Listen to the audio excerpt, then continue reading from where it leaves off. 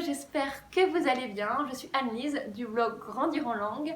Aujourd'hui, je vous retrouve pour une nouvelle vidéo, encore sur le sujet des 5 compétences à acquérir, à travailler dans une langue étrangère. Si vous n'avez pas vu la vidéo dans laquelle je vous présente ces 5 compétences, je vous invite à aller la voir avant de regarder celle-ci, sinon il y a peut-être des choses que vous n'allez pas forcément bien comprendre. Et j'ai aussi écrit un article sur ce sujet que je vous mettrai juste sous cette vidéo.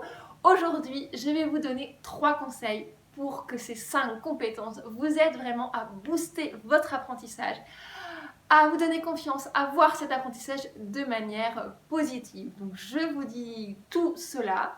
Juste avant, je vous rappelle que vous pouvez télécharger mon livre dans lequel je vous explique pourquoi je pense que vous pouvez forcément réussir en langue. Je vous explique tout. Pour découvrir tout ça, vous avez juste à cliquer sur le lien qui est juste en dessous de la vidéo et je vous envoie tout de suite ce livre dans votre boîte mail. Alors vous inquiétez pas, ça va un peu changer de plan parce que normalement je vais faire une plus longue vidéo que j'ai coupée, donc pour que ce soit pas trop long, c'est comme ça, mais le contenu est le même. Voilà, si ça vous intéresse, pensez à vous abonner pour me suivre et puis ça me ferait super plaisir. J'arrête mon blabla et je vous retrouve tout de suite pour la vidéo.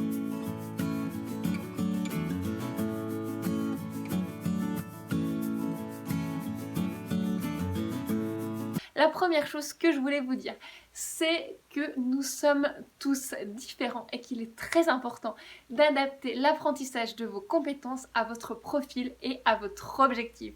C'est ce que je vous disais à l'instant. Si votre objectif c'est de trouver du travail dans un pays étranger, il va sûrement falloir que vous parliez, mais aussi que vous écriviez, que vous avez besoin d'envoyer des mails, d'envoyer des messages. Ça va être très important. Si votre objectif c'est uniquement de pouvoir aller vivre dans un pays et de pouvoir vous débrouiller dans la vie quotidienne parce que vous n'allez pas avoir besoin d'y travailler, peut-être que ce sera seulement l'oral et la compréhension orale qui va être à privilégier. Donc évidemment, comme je vous disais, la langue ça comprend ces 5 compétences, mais il est important de prioriser et d'adapter selon votre objectif, parce que la deuxième chose qui est liée, c'est que nous sommes tous différents et que nous avons en fait tous des capacités différentes et qu'il est important de bien vous connaître. Il y a des personnes qui vont être très douées pour comprendre, parce qu'en fait la compréhension d'une langue c'est énormément lié à la musique, à la musicalité d'une langue. Et il y a des personnes qui sont plus douées que d'autres pour ça, c'est la nature, c'est comme ça. Pour être honnête avec vous, moi j'étais totalement nulle comme ça. Si vous m'aviez vu au collège en anglais, c'était une catastrophe. Je ne comprenais rien, tout simplement parce que je n'ai pas l'oreille musicale. Aujourd'hui, c'est encore une difficulté. C'est quelque chose que j'ai beaucoup travaillé, comme j'ai beaucoup progressé en allemand. Et j'ai aussi beaucoup travaillé l'anglais à la fac. J'y arrive beaucoup mieux aujourd'hui, mais ça reste la compétence qui est la plus compliquée pour moi dans une langue parce que je n'ai pas l'oreille musicale, tout simplement. Il y a certaines personnes qui vont avoir plus de mal avec l'écrit parce que écrire c'est pas facile pour tout le monde. Il y a l'orthographe, il y a les sons, etc. Voilà. Il y a des personnes qui vont avoir beaucoup de mal à lire parce que voilà, encore lire c'est pas forcément facile pour tout le monde. Donc voilà, c'est important de bien vous connaître et d'avoir conscience de vos forces et de vos faiblesses.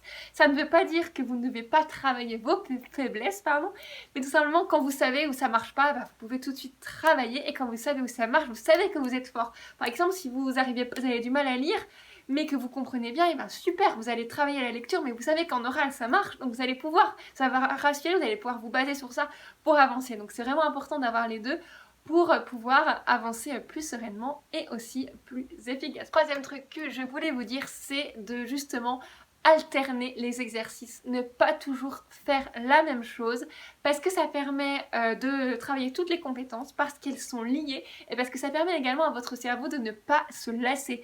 Parce que je vous donne un exemple, si vous ne faites par exemple que écouter des podcasts que dans une langue, ce qui est vraiment génial, et si vous adorez, vous pouvez en faire un max, mais au bout d'un moment, votre cerveau va quand même s'en lasser parce que ça va être toujours la même chose, il va pas y avoir le petit attrait du début.